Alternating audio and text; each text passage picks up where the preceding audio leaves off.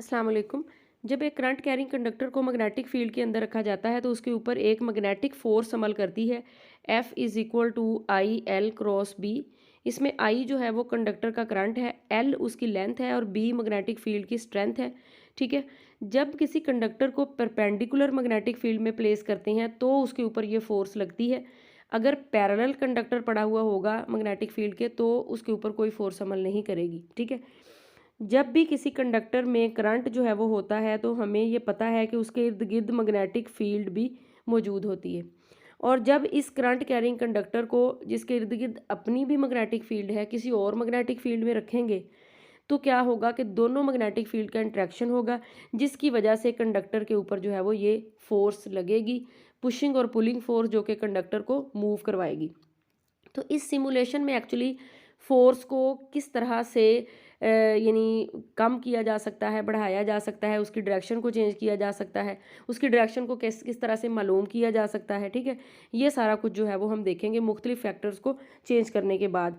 तो यहाँ पे ये वाला जो है वो हमारे पास यू शेप मैग्नेट है, जिसमें मैग्नेटिक फील्ड की स्ट्रेंथ जो है वो नॉर्थ से साउथ पोल तक है। ये वाला जो हमारे पास कंडक्टर है, ये कंडक्टिंग रेल है जिनके ऊपर कंडक्टर जो है वो मूव कर सकता है। यहाँ पे इन टर्मिनल के ज़रिए ये बैटरी का पॉजिटिव से जुड़ा हुआ है टर्मिनल, ये नेगेटिव से जुड़ा हुआ है यहाँ से इस तरह। ठीक है। तो यहाँ पे ये वाले जो है वो हम इन दोनों के साथ कनेक्ट करेंगे तो कंडक्टर में जो है वो फिर करंट आ जाएगा। उसके बाद जो है वो ये वोल्ट मीटर है। यहाँ पे हमें जो भी वोल्टेज हम बढ़ाएंगे या कम करेंगे हम इसको मॉनिटर करेंगे, और यहाँ से जो है वो हम एम मीटर है, हम करंट की वैल्यू को जो है वो देख सकते हैं। और यहाँ से हम मैग्नेटिक फील्ड की जो डायरेक्शन होगी उसको भी चेंज कर सकते हैं। ठीक है। तो सबसे पहले अगर हम यहाँ पे इसको लगा देते हैं तो देखें कि ये वाला जो है वो पॉजिटिव टर्मिनल है बैटरी के साथ जुड़ा हुआ, ये नेगेटिव है। तो जो करंट की डायरेक्शन होगी पहले में वो ये वाली जो है वो करंट की डायरेक्शन इसमें होगी। ठीक है। यानी ये वाला करंट की डायरेक्शन इस कंडक्टर में से गुजरेगी।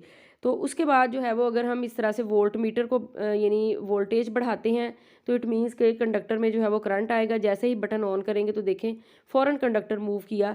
और यहाँ पे इसकी मदद से हम ये भी देख सकते हैं कि फोर्स की डायरेक्शन किस डायरेक्शन में लग रही है, करंट जो है वो किस डायरेक्शन में है। जैसे मैंने आपको पहले ही बताया कि करंट की डायरेक्शन जो है वो यानी ये वाली जो है वो करंट की डायरेक्शन थी, और मैग्नेटिक फील्ड की डायरेक्शन भी ये वाली है। ठीक है। तो इसी तरह से फोर्स जो है वो यहाँ पे इस डायरेक्शन में फोर्स जो है वो लगी है, जो कि हम यहाँ पे ये मतलब जो डायरेक्शन है इसकी तीनों वेक्टर्स की उसकी मदद से हम मालूम कर सकते हैं। ठीक है। उसके बाद जो है वो अगर हम यहाँ से ये वाला जो है वो करंट इसकी मैग्नेटिक फील्ड की डायरेक्शन को बदलते हैं तो ये देखें साथ ही जो फोर्स है उसकी डायरेक्शन भी बदल गई। और अब यहाँ पे जो राइट हैंड रूल की कुछ सिचुएशन ये है, इंडेक्स फिंगर जो है वो फोर्स को शो कर रही है, index finger sorry magnetic field को शो कर रही है, मिडल फिंगर फोर्स को शो कर रही है, और थंब जो है वो करंट की डायरेक्शन को इंडिकेट कर रहा है, जो कि हमें यहाँ से पता है कि यही है बिल्कुल। ठीक है। अब जो है वो हम यानी यहाँ से मैग्नेटिक फील्ड की जो डायरेक्शन है उसको बदलेंगे तो साथ ही फोर्स की डायरेक्शन भी बदल जाएगी।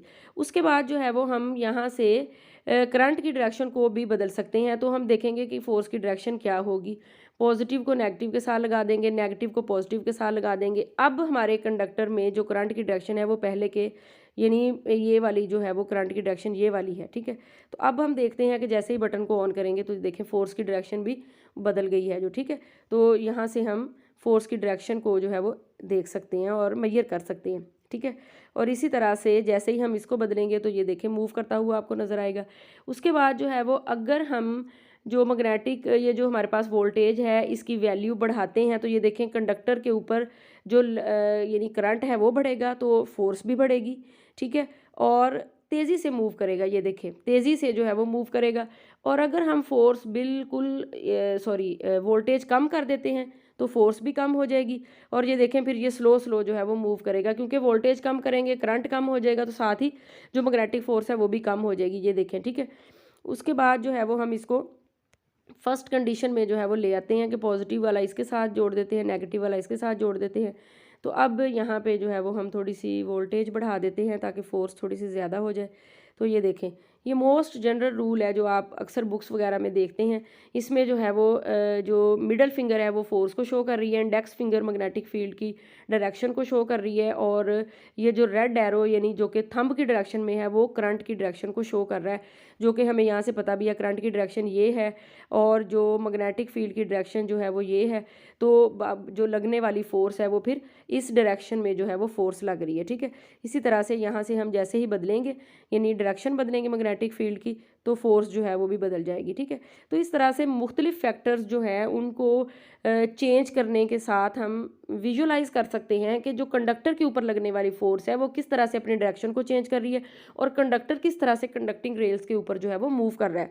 तो उम्मीद है कि इस सिमुलेशन से आपको जो एक करंट कैरिंग कंडक्टर पे फोर्स लगती है मैग्नेटिक फील्ड में रखने से आपका कॉन्सेप्ट काफ़ी क्लियर हो गया होगा, ठीक है।